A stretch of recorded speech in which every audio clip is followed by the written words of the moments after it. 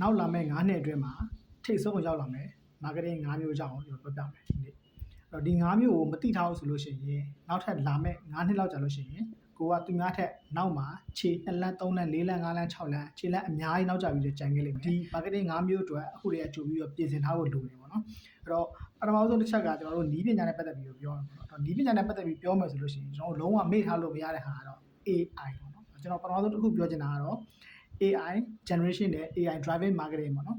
AI driving marketing ဆိုတာဘယ်လိုမျိုးလဲဆိုတော့အခုလက်ရှိမှာ AI ကအခုမှစပြီးတော့ train နေတယ်ကလေးလေးအဆင့်ပဲရှိသေးတယ်တကယ်တော့ဒါအခုမှစ train နေကလေးလေးအဆင့်ပဲရှိသေးတယ်เนาะနောက်ပိုင်းနှစ်တွေ10နဲ့ချီလာတယ်နောက်ပိုင်းနှစ်တွေ9နဲ့6နဲ့9နဲ့10နဲ့အဲ့လိုများလာတဲ့ခါကျလို့ရှိရင် AI ကအခုထပ်ပို့ပြီးတော့အများကြီး strong ဖြစ်လာဖို့ရှိတယ်အဲ့ဒီအတွက်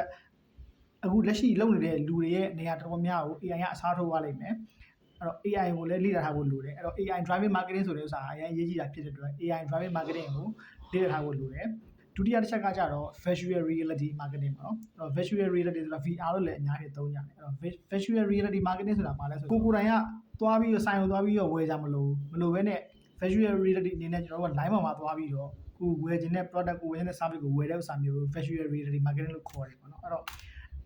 နောက်ထပ်ပြောချင်တဲ့တတိယအချက်ကကြတော့ sustainability marketing ဆိုတာဘာလဲဆိုတော့ကျွန်တော်တို့ကဒီ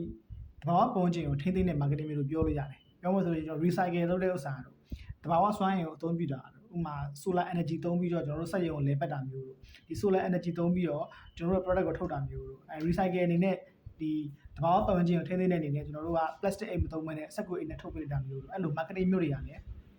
နောက်ပိုင်းကဘာကြီးကလည်းလူတွေရဲ့ညဉ့်ညမ်းမှုတွေကြောင့်လူတွေရဲ့စမ်းသပ်မှုတွေကြောင့်ပျက်စီးလာဖို့ရှိတယ်ဖြစ်တဲ့အတွက်ဒီဟာကိုလည်းထိန်းသိမ်းဖို့အတွက်လူတွေကပို့ပြီးအောင်ဆိုင်လာဖို့များတယ်အဲ့ဒီအတွက်ဒီ marketing ကလည်းဒီ sustainability marketing ကလည်းအရေးကြီးလာမယ်နောက်တစ်ချက်ကကြတော့ voice search optimization voice search optimization ဆိုတာဘာလဲဆိုတော့အခုတော့ကျွန်တော်တို့ SEO search engine optimization ဆိုပြီးတော့ SEO ဘိုင်းနဲ့တွားကြတယ်နောက်ပိုင်းကျလို့ရှိရင် digital marketer တွေနဲ့ဒီ SEO သမားတွေကသတိထားလာမှာအခုတည်းကကြိုပြီးတော့ပြင်ဆင်ထားဖို့လိုတာ voice search optimization ဆိုတဲ့ marketing ကိုလေ့လာထားဖို့လိုပါတယ်နောက်ပိုင်းကျလို့ရှိရင်ကျွန်တော်တို့အခု AI တွေသုံးတယ် iPhone မှာဆိုလို့ရှိရင်ပေါ်လာကြနေပြီ Hey Siri ဆိုပြီးပေါ်လာကြနေပြီနောက်ပိုင်းကျလို့ရှိရင် Gemini တို့ ChatGPT တို့အများကြီးပဲ voice နဲ့ command လုပ်လို့ရတဲ့ AI tool တွေအများကြီးပေါ်လာတယ်အဲ့ဒါဖြစ်တဲ့အတွက်ကျွန်တော်တို့က voice search နဲ့ပတ်သက်ပြီးတော့ optimization မိုင်းကိုကျွန်တော်တို့လေ့လာထားဖို့လိုတယ်အဲ့ဒါတွေကလည်းနောက်ပိုင်းကျလို့ရှိရင်ကျွန်တော်တို့ရဲ့ဒီ search engine တွေမှာပြန်ပြီးတော့အစားထိုးဖို့ရှိတယ်ပေါ့နော် SEO သမားတွေအဲ့ဒါတွေကိုအရင်လေ့လာထားဖို့လိုတယ် digital marketer တွေ AI သမားတွေဒါကိုလေ့လာထားဖို့လိုတယ်နောက်ဆုံးတစ်ချက်ကကြတော့ personal branding and influencer marketing ပေါ့နော်ဒီ personal branding နဲ့ influencer marketing ကကျွန်တော်ရှေ့ဗီဒီယိုမှာပြောခဲ့သလိုပဲနောက်ပိုင်းကျလို့ရှိရင် AI တွေကအရင်ကြီးကိုနေရာယူလာမယ်နေရာယူလာဖြစ်တဲ့တကယ် warmly ဖြစ်တဲ့ nutrition မှုရှိတဲ့လူတွေရဲ့ connection ကိုလည်းလူတွေကကြိုက်ကြတယ်အဲ့ဒါဖြစ်တဲ့အတွက် influencing နဲ့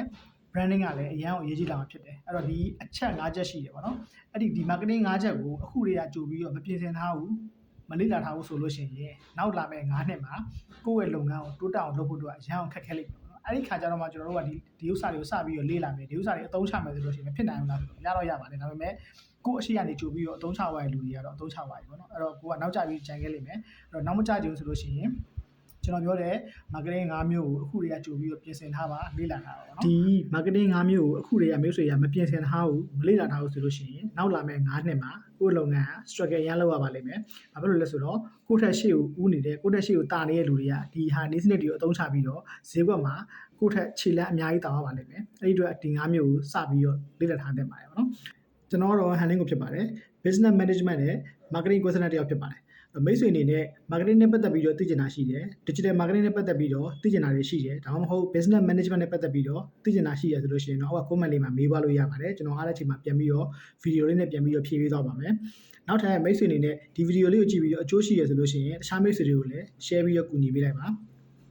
နောက် video လေးမှာကျွန်တော်ပြန်ပြီးတော့တွေ့ကြမယ်bye bye